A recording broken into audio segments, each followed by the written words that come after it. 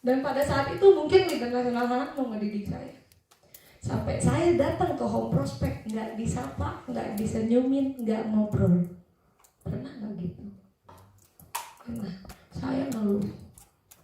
Banyak saya ngeluh. Sampai leader nasional anak nggak ngapa-ngapain, nggak senyum, nggak sapa, nggak ngobrol.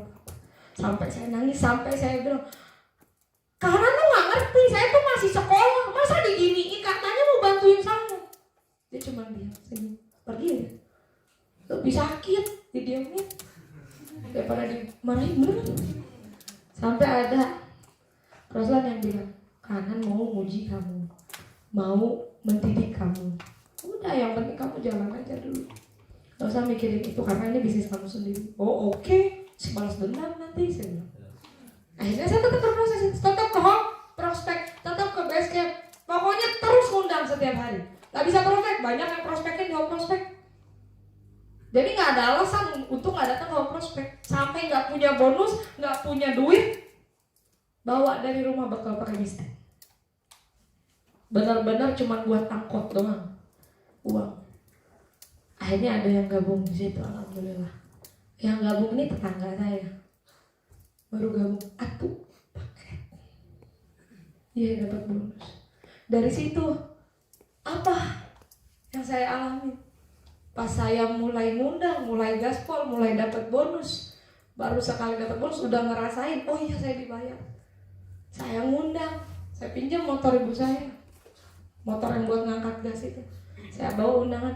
Kalau Anda pernah ke Stokis Cibiru, itu jalannya jalan bebas. Kalau mau balik ke Bandung Timur itu harus belok dulu ke sini. Di sini ada mobil kencang Yaris. Dari situ keserempet mobil saya. Baru sekali. Nangis saya di situ. Ditahan kartu pelajar. Di situ disuruh ganti rugi. Sebenarnya kalau mau kabur bisa kabur, tapi udah nggak keburu.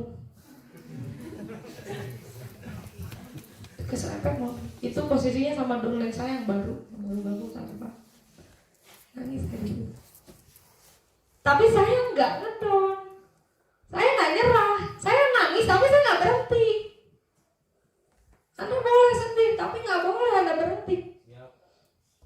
Ya udahlah, kerjain lagi. Mau dari mana gantiinnya? Kalau nggak dari media, mau kerja lagi jadi SPG, udah beres, nggak ada lagi banyak masa lalu. Lanjutin terus, langsung undang terus. Waktu itu dibantuin sama teman saya, badannya besar, tinggi. Kebetulan yang bawa mobil Yarisnya banci, jadi takut kan. Ya udah gitu, alhamdulillah. Tapi terus di situ, kehujanan, kelaparan, kepanasan, tiap hari dirasain. Datang ke Home Prospect, baju udah basah, sering. Jadi Anda nggak perlu drama lagi berjuang.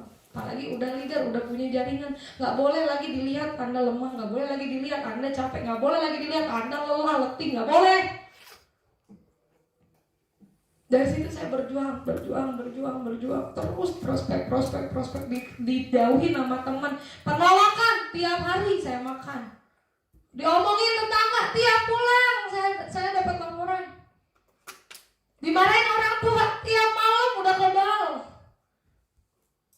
Ngantuk di sekolah tiap hari, kelaparan ngerasain tiap malam, dini hari, udah saya rasain semua.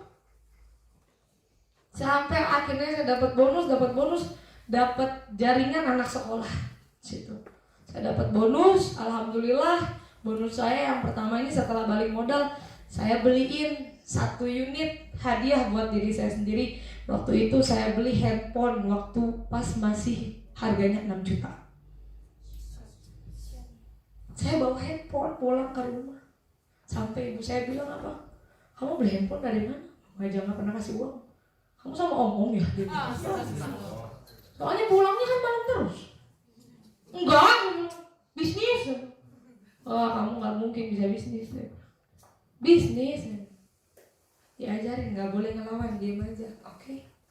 Ya udah terus sampai terus tiap hari dimarahin sama orang tua. Pernah mungkin Anda berjuang, ada salah satu orang tua Anda nungguin Anda pulang di ruang tamu. Pernah? Saya juga rasain. Sampai baru buka pintu udah dimarahin, buka pintu udah ngeliat gimana capeknya mereka nggak tidur, gimana mereka siapin makan tapi nggak ada yang makan, gimana mereka tungguin kita pulang. Saya juga berjuang, bukan cuma Anda yang sedih, bukan cuma Anda, kita semua juga berjuang. Sampai pada akhirnya saya bilang ke anak, saya dimarahin sama orang tua saya. Sama saya juga dimarahin. Terus gimana ini? Tenang Sa, kalau kamu dimarahin gak sendiri, ada aman.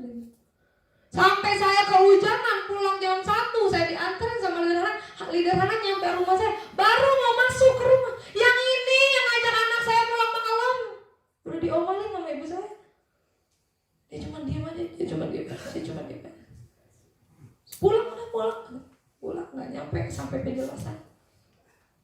Tapi saya ngelihat upline saya, benar perkataannya, saya dimarahin nggak sendirian.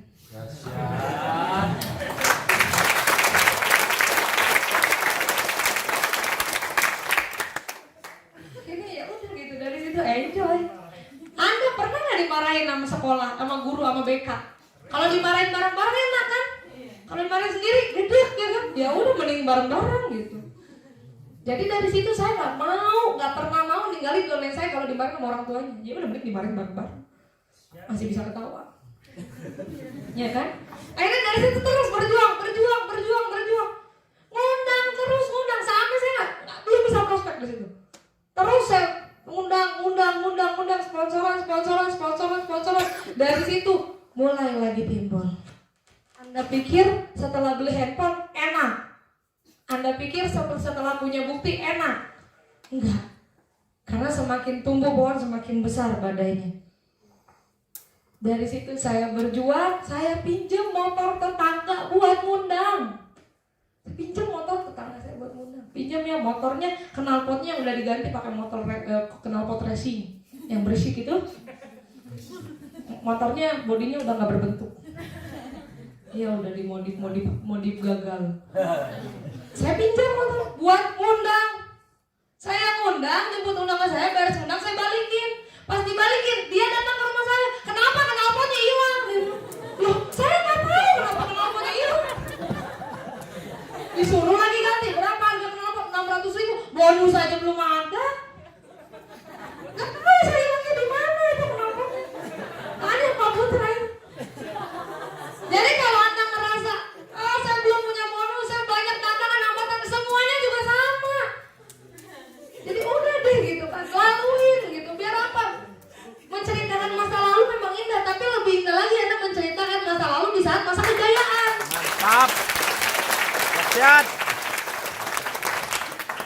Akhirnya disuruh buat gantiin knalpot, minjem lagi, ngutang lagi saya. Karena tetangga nggak enak. Ibu saya yang dimarahin, yang diomelin sama ibunya. Minjem motor, knalpotnya hilang. Minjem lagi, minjem 100. Saya minjem 100.000 ke teman saya, 100 sampai 600.000. Karena apa? Nggak mungkin domain saya suruh ikut iuran. Kurang dari satu paket belum dapat bonus. Ya udah gitu. Akhirnya dari situ apa yang saya lakukan? Saya datang ke OPP, hujan-hujan. Saya ketemu sama Pak Putra. Saya bilang, Kak, kayaknya aku mau berhenti aja di media. Soalnya aku gabung di media banyak masalah. Saya bilang sambil saya nangis, udah mau berkaca-kaca. Oh bagus. Pak Putra bilang gitu. Saya bilang, gimana sih orang? Kamu hidup kan? Hidup. Kalau orang hidup pasti punya masalah. Hewan aja punya masalah. Kalau dia lapar itu masalah buat dia, ya kan? Pasti harus punya masalah. Kamu bayangin, yang harusnya kamu sukses di pekerjaan 40 tahun, ini di media dipres jadi 2 tahun.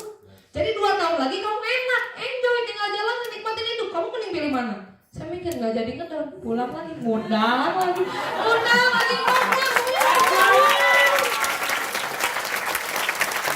iya, berarti yang harusnya masalah yang saya harusnya hadapin 40 tahun dipres jadi 2 tahun. Ya wajar jadi banyak. Nanti 2 tahun lagi saya udah selesai. Saya mikir, oh iya ya udahlah. Sesimpel-simpelnya banget gitu otak beliau. Ngundang lagi ke OPP lagi, ngundang lagi ke OPP lagi, sampai saya sempat ditegur ke OPP pakai sepatu NB tahu. Ke sekolah, punya downline, udah mulai tumbuh, ada downline pekerja pakai sepatu bagus, apalagi pakai sepatu NB, sepatu sekolah. Dia bilang, ini kamu belajar sama perempuan itu, top leader perempuan. Oh iya, saya diajarin disuruh beli high heels. Satu itunya kan, jangan gitu, beli wedges aja. Oh ya beli wedges, diajarin jalannya ini ya, lantai, jalan lurus deh, diajarin jalannya dulu saya tomboy banget, belum pakai kerudung juga. Ini diajarin jalan, ngelihat ada cewek-cewek lagi dandan ya kan, habis sholat dandan lagi, ngelihat pegang barangnya orang ya kan, cobain satu persatu, beli satu-satu ya kan. Siapa yang di sini ngerasa lebih cantik pas udah gabung Melia? Coba angkat tangan, nggak apa-apa. Saya juga gitu. Ya. Jadi murni saya ini dirompaknya sama Melia. Kalau anak merasa lebih ganteng gara-gara gabung Melia, berarti Melia benar gitu untuk hidup Anda. Kalau Anda ngerasa Anda makin tua, Anda makin banyak beban, Anda makin keriput di kerjaan Anda, berarti itu kurang tepat. Udah gitu aja. Udah gitu kan, akhirnya di situ diajarin. Oh ternyata good looking juga ngaruh, sponsoran lah akhirnya di situ. Dan di situ menemukanlah leader nasional Dik.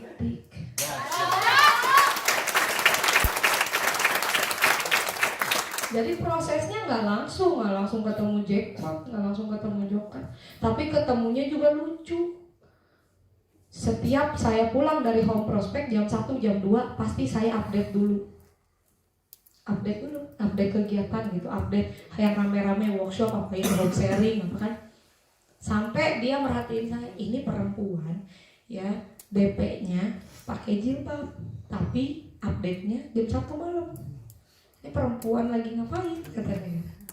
Akhirnya saya chat, kakak aku ada bisnis, aku mau nawarin sama kakak, caranya masih nggak ada kelasnya lah gitu. Aku mau nawarin sama kakak. Oh saya mau udah banyak bisnisnya. Oh bisnis apa aja kan? Bisnis motor custom, bisnis usaha parfum ya kan, bisnis ini kafe ya kan. Oh gitu kak, aku mau belajar sama kakak, ketemu di depan makam. Saya kasih kakak, saya kan nggak bisa prospek, speaking juga seadanya, cuma dibakalin video. Kak aku punya video, kakak tonton ya videonya. Saya kasih video komunitas sama video bapak mama Daladan. Oh ini seru, ini ramai, makanya ayo ke base camp aku, kita main. Udah di base camp, dia ditanya sama leader apa kesibukannya? Karyawan parfum kucing kak.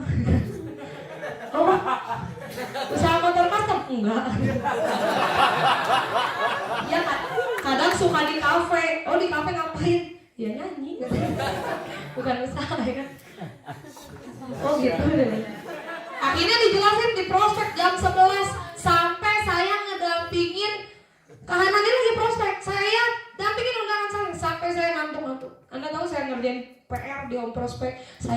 Saya mau UAS besoknya, bikin kisi-kisinya di home prospek, semuanya di home prospek. Sampai saya ketiduran, sampai saya udah bener-bener 5 watt, itu tetap saya duduk. Kadang saya pelor, tahu pelor? Nempel molor. Berhenti aja di dekat tembok, udah bisa saya tidur situ.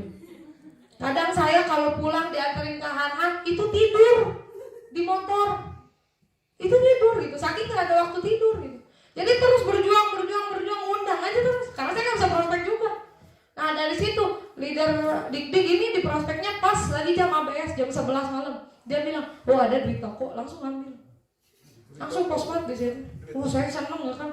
Tiba-tiba yang ngantuk jadi seger ya kan. Saya besok cair ya kan. Akhirnya di situ hoki kan. Saya nggak bisa prospek, leader Han-Han ngebina leader nasional Dik-Dik. Akhirnya tumbuhlah di situ leader-leader yang baru, yang laki-laki di situ. Maka apa? Perempuan, kalau misalkan Anda udah di Melia, udah tinggal percantik diri, ya kan? Tinggal Anda bisa asah aja diri Anda, akan menciptakan 1000 pasukan laki-laki. Saya bilang. Karena apa? Perempuan ini magnet. Saya bilang perempuan ini magnet.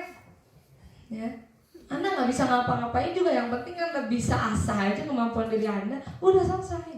Saya bilang perempuan di media nggak perlu cantik, yang penting apa, nilai plusnya diajak ngobrol masa depan nyambung, gitu kan cowok?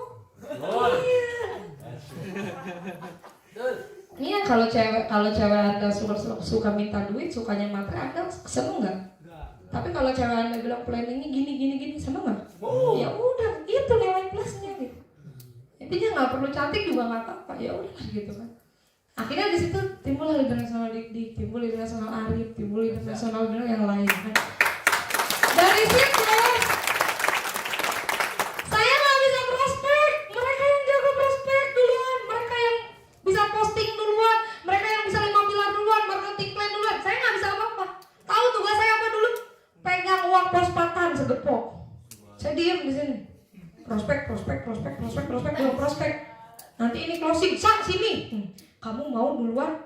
Apa kamu mau di bawah ini? Saya liatin. Oh saya mau duluan, prospak lagi. Yang itu saya close lagi. Kamu mau duluan? Saya liatin yang ini. Kamu mau duluan? Saya liatin yang ini. Jadi tumpukin. Oh ya enak ya, saya sekarang saya lihat.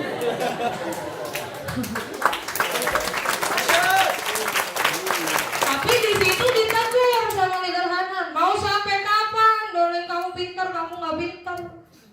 Akhirnya saya cepet dicuekin itu sama leader Hanan ya kan. Akhirnya saya harus belajar gimana caranya saya harus lebih pintar daripada teman saya. Saya nggak boleh kelihatan bodoh di depan mereka. Saya barulah di situ mau prospek. Jadi kalau Anda ngelihat saya hari ini, janganlah, lihat saya prosesnya dulu. Baru saya disitu prospek. Anda tahu prospek pertama kali saya gimana? Leader Hanan sengaja ngundang.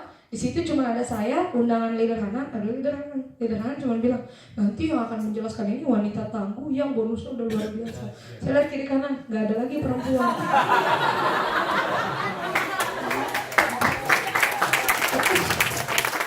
Ada bekas coret-coretan leader Hanan, bekas prospek. Ya, saya langsung panggilkan aja, silakan leader Sasa. Hanan ke WC dulu, ini bekas prospek yang tadi ya. Ini bekas prospek yang tadi. Dia mau pergi ke WC, nggak tahu kemana ya. Saya cuma bilang, iya jadi Kak di sini ada 5 pilar. Saya lihat dulu kertasnya, 1 company profil, kan gitu. Saya prospek nyontek dulu dari kertas yang leader bekasnya. Tapi kalau nggak dari situ, saya sampai sekarang nggak bisa di titik ini. Oh semuanya ada maknanya. Akhirnya di situ saya bisa prospek. Berjuanglah di situ. 6 bulan berlalu, saya kumpulin bonus-bonus saya. Mulai dari situ pulang ke rumah, bilang sama mama, Ma, Anda tahu kan ilmu kehidupan? Tahu ilmu kehidupan? Kenapa nggak cerita sama ibu Anda? Saya bilang sama ibu saya, Mama selalu marah-marah cepet tua. Kenapa? Masih nih. Ini ada kertas, ini ada pulpen. Ada satu ilmu yang nggak diajarin di sekolah, gitu kan? Saya bilangnya ngomong saya, ada satu ilmu yang nggak diajarin di sekolah selama aku sekolah. Apa? Namanya ilmu kehidupan. Saya bilangin ngomong saya. Dan ini ilmu kehidupan aku ngelewatin pendidikan. Pendidikan ini aku yang berpendidikan, mama yang biayai. Objeknya aku dan mama. Kalau aku udah lulus, dapat ilmu, dapat ijazah kerja. Kalau aku dapat 1 juta setiap hari, kalau aku dapat 1 juta setiap bulan, aku tabungin. Mama mau naik haji, aku pengen naik haji mama. 200 juta, 150 juta, 1 juta dikali berapa? 150 bulan, dibagi berapa tahun? Berarti upah saat umur mama segitu baru mama bisa naik haji. Ma, aku kerjain ini tuh karena aku pengen lebih cepat. Kamu nggak tahu umur mama sampai kapan. Saya cuma bilang gitu. Mama saya bilang apa? Berarti mama harus gabung ya? Iya. Akhirnya dari situ ibu saya mau gabung. Saya berjuang aja di tugas kok. Pertama dia gabung, mana mama gak dapet bonus dia bilang. Makanya mama kenalin temen. Tetap sama aja susah dia bilang. Udah pokoknya mama gak usah banyak ngomong. Yang penting saya di situ masih tetap dimarahin. Yang penting keluar masuk kanan, keluar kiri udah. Iya aja. Apa diomongin tetangga? Bodoh amat. Mereka nggak ngaruh apa-apa sama saya. Apa diomongin sama orang? Apa diomongin sama teman-teman saya di sekolah? Bodoh amat. Pokoknya udah bodoh amat hidup saya. Karena bosan hidup susah. Bosan nggak punya duit. Cuman berawang-awang, berharap-harap nanti kalau punya uang aku beli ini. Kalau ini kapan? Ya udah gitu kan, terus aja berjuang. Sampai saya diarahin. Waktu itu lulus sekolah, kawan-kawan, ada satu momen yang saya nggak pernah lupa di situ. Pas saat saya mulai, teman-teman saya ngajuin SNMPTN, saya enggak. Karena apa? Saya udah ngerasa kayaknya saya nggak akan kuliah karena nggak ada duit buat ibu saya. Terus ada SBMPTN, betul kan? SBMPTN ini berbarengan sama momentum di Melia. Saya lebih pengen momentum di Melia. Pulang waktu itu jam 1 baru sampai rumah. Jam 7 paginya harus udah ada di ruang ujian SBMPTN. Didokterin sama teman saya, SBMPTN tuh kalau kerjainnya salah nanti minus nilainya. Ya udah, saya kerjain yang bisa. Saya kerjain 8 soal. Terus habis itu tidur karena ngantuk. Terus dibangunin sama petugas, Neng, waktunya udah habis ya Bu, ya udah pulang. Alhamdulillah nggak keterima. Ya udah lagi. Ibu saya adalah orang yang paling bermimpi untuk anaknya pengen ke bangku kuliah karena dia nggak mengenyam pendidikan. Saya tahu ibu saya pengen saya kuliah, tapi saya tahu ibu saya nggak punya biaya. Ya udah gitu kan. Kalau saya mau bodo amat, kalau ada saya harus karena kekeh orang. Ya udah gitu. Sampai saya bilang sama leader di Melia, Kak, kayaknya Sasa nggak akan kuliah. Sampai ada satu telunjuk dekat sama mata saya. Jangan bodoh, jangan tolol, dia bilang gitu. Kenapa saya bilang? Kamu lihat ibu kamu di rumah nungguin apa? Kamu teh kerjain Melia teh buat apa? Jangan mikirin biayanya, kerjain sekarang. Undang yang banyak, kita bantuin semua prospek gitu. Cepat daftar. Berapa uang kamu sisa terakhir? Terakhir 300.000. Masuk ke jalur terakhir ujian mandiri, didaftarin sama leader Melia. Nggak tahu pilihan 1, pilihan 2, pilihan 3 apa, nggak ngerti. Pokoknya hari ini, tanggal ini, ruangan ini, nomor bangku ini kamu harus tes di situ. Saya lulusan SMA, kawan-kawan. Anda tahu SMA nggak ngobrolin alat gundul? Tahu kan? Tahu kan? PAI cuma belajar sejarah Nabi, gitu kan? Iya. Saya lulusan SMA. Lulusan SMA juga kadang bolos. Kalau bolos pasti nggak ada duit buat sekolah, nggak ada buat jajan, ya kan? Akhirnya apa? Pas saya tes, saya bilang dalam hati, ya Allah, kalau keterima syukur, nggak keterima nggak apa-apa. Masuk saya ke ruang ujian dan benar, karena UIN yang keluarnya Arab gundul. Gimana saya baca? Gimana saya baca aja nggak bisa, gimana jawab? Tapi bersyukur kan, pakai kemeja, ngitung kancing. Lila saya ngitung kancing, tapi saya nggak tahu kenapa harus bohong. Di situ keluar pengumuman 300.000, 250.000 saya pakai buat daftar UN, sisa selembar 50.000 kawan-kawan. Seminggu kemudian keluar itu hasilnya dan keterima. Saya nggak tahu harus sedih, saya nggak tahu harus senang gimana. Antara senang, iya saya nggak nyangka, tapi sedih juga. Saya mau bayar kuliah pakai apa? Jarak di situ cuma 2 minggu, 2-3 minggu. Kalau nggak dibayar gugur. Saya ngeluh lagi sama leader saya. Gimana bayarnya? Prospek yang banyak, undang yang banyak. Kamu nggak usah prospek, kita prospekin semua. Semua isi home prospek itu undangan saya semua. Saya prospek ya hari. 2 minggu saya kumpulin uang buat kuliah saya. Karena apa? Sebelum saya prospek itu saya pergi ke tante saya, nggak dikasih pinjam. Saya pergi cari ayah saya, nggak dikasih. Saya pergi nelpon ke saudara saya waktu itu di Sumatera, lagi pada kena musibah. Waktu itu Padang lagi pada banjir. Nggak ada gitu. Ya udahlah gitu, mana satu-satunya jalan prospek aja yang undang yang banyak. Dari situ saya kumpulin, benar-benar saya nggak jajan di situ. Benar-benar saya keluar uang 10.000 sehari buat ongkos saya bekal makan dari rumah. Sampai ibu saya heran. Kenapa bekal makan dari rumah? Saya nggak bilang apa, saya tertutup sama ibu saya dari dulu. Karena saya ngerasa saya berani, saya anak pertama, saya punya masalah di luar nggak boleh saya bawa pulang ke rumah. Apapun yang saya hadapin di luar, ya udah di luar beresin. Jadi saya nggak ngasih tahu ibu saya udah keterima. Akhirnya saya dibantuin ini ke sini bayar kuliahnya, bayarlah saya kuliah di sini. Diteleponin hari Senin harus prospek jam segini, harus udah ada di kampus, pakai rok warna hitam, bajunya putih, kerudungnya warna merah. Saya nggak punya rok. Rok SMA. roknya harus hitam gitu. SMA warna abu, subuh tuh. Satu momen yang gak pernah saya lupa sampai sekarang, kawan-kawan. Ibu saya lagi nge-DJ waktu itu, cuci piring. Saya mandi, iya benar. Subuh-subuh itu saya mandi, ibu saya lagi cuci piring.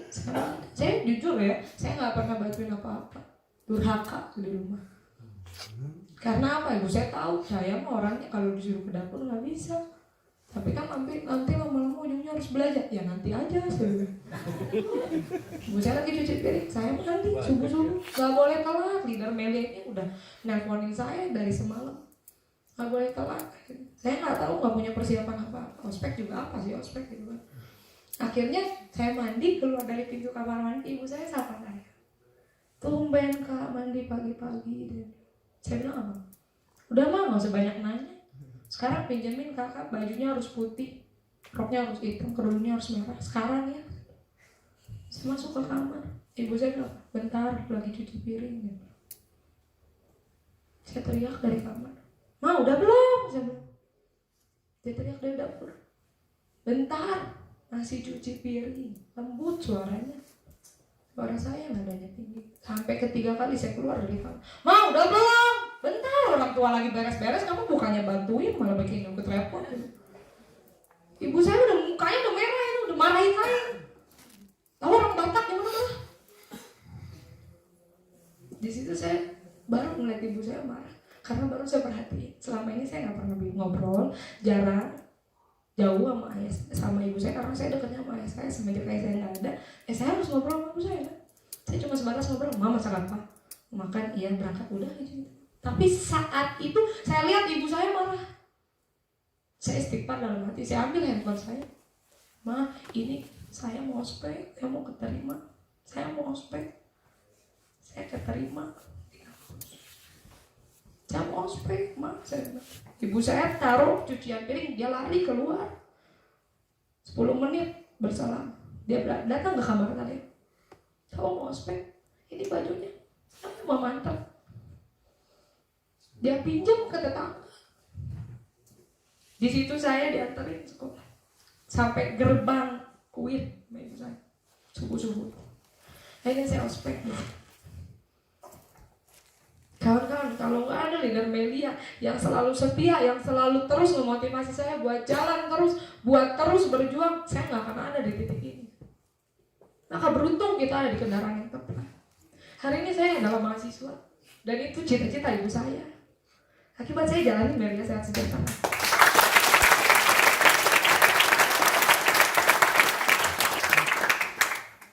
Dari situ ibu saya baru mulai percaya sama saya, bahwa yang saya kerjain selama saya pulang malam, selama saya pulang sore, selama saya pulangnya subuh, oh iya benar. Dari situ selalu enggak, terus saya berjuang, bisa bayar kuliah, bisa buat sehari-hari saya. Akhirnya masih ada nggak hambatan? Masih. Jangan Anda pikir semua mulus berjalan, enggak. Masih ada hambatan yang saya lalui. Apa? Ke kampus sering telat, ngantuk tiap hari. Sempat saya ditelepon sama ayah saya, ngapain kamu kuliah? Dapat dari mana duit? Dalam hati, kok nggak ada apresiasi banget ya? Ya udah saya matiin, benci di situ. Akhirnya saya sering dimarahin dosen. Kalau Anda hari ini detik ini masih ada yang dimarahin dosen, saya juga sama. Telat udah tiap hari, udah langganan. Dosen itu tahu saya paling telat, saya bilang rumah paling jauh, tak punya motor. Dari situ saya ngeluh lagi sama klien saya. Kak, kuliah ini gak enak, saya bilang. Selalu diatur, selalu ada tugas. Terus saya juga selalu dimarahin. Dan saya juga dijauhin sama teman-teman saya, karena teman-teman saya bilangnya udah tahu Melia semua. Padahal saya gak mau prospek mereka, tapi mereka yang duluan jauhin saya. Apalagi saya bilang, sakit itu sementara, perjuangan itu sementara. Kamu laluin ini, merdeka hidup kamu. Akhirnya di situ saya dikasih target. Semua cacian, semua hinaan, semua omongan tetangga, semua dijauhin sama teman. Oke, hidup saya harus sampai finish, nggak boleh sampai sini. Saya bakal buktiin sama mereka. Saya nggak mau diketawain sambil diinjak, nggak mau. Akhirnya saya berjuang sampai saya konsultasi. Datanglah di situ Pak Putra ke Home Prospect, ngabesin saya. Datang ke Ali ke Home Prospect, datang leader. Saya studi banding keluar. Sa, workshop siap. Sa, NMT siap. Sa, kirim pasukan berapa? 10, sedikit. Berapa Kak? 50, siap. Pokoknya siap aja terus. Workshop lagi ya Sa, kenapa workshop lagi? Karena kamu biar sukses, siap. NMT lagi, siap. Pokoknya siap. Pernah juga saya gadain handphone saya buat beli bensin, buat berangkat training. Itu digadain sama SPBU. Pulang training saya tebus. Saking nggak punya duit. Pokoknya siap. Saya udah serahin semuanya. Gimana caranya saya nggak mau dihina lagi. Pulang dari sini bisa jadi pribadi yang baru. Saya harus berubah. Akhirnya apa di situ? Saya dapatkan hasilnya jauh di luar dugaan saya. Dari situ mulai belajar sendiri, belajar mandiri, belajar kasih sama orang tua, walaupun cuma pulang bawa telur sekilo, bawa beras, bawa minyak. Tapi ibu saya senang. Dan ibu saya nggak mau lagi dengar omongan tetangga, udah aman. Di situ ada hasilnya. Saya konsultasi kurang lebih sama 7 leader. Saking saya takut buat ngambil keputusan sendiri. 7 leader ini mantap bilang, ambil. Di situ saya telepon sales motor. Kak, saya mau beli motor. Oh iya, kirimin KTP sama kartu keluarga. Saya kirimin KTP-nya. Dia bilang, oh nggak bisa Neng, ini masih 17 tahun. Saya punya uang, saya bilang. Ayo KTP, saya punya uang. Bukan itu masalahnya, kamu masih 17 gitu. Saya curi KTP ibu saya waktu itu. Sampai ibu saya nanya, KTP mama mana ya? Lupa naruh kayaknya. Padahal alasan. Jadi ada waktu itu link sales yang tanpa survei karena member media salesnya. Akhirnya dia ngeliat statement bonus saya, ya udahlah gitu. Dari situ 10 bulan, 4 bulan dari setelah saya gabung, setelah saya kuliah. Dari situ alhamdulillah menjawab semuanya. Meli adalah solusi. Macet di jalan, dimarahin sama dosen, dia carinya solusi bukan yang masalah. Beli motor lah di situ. 10 bulan, umur saya masih 17 mau ke 18 tahun. Alhamdulillah Melia melihat kebutuhan saya, Melia menjawab kebutuhan saya, dan Melia memberikan apa yang saya inginkan, apa yang saya butuhkan. 10 bulan saya jalankan Melia, 1 unit Honda Scoopy saya beli dari Melia.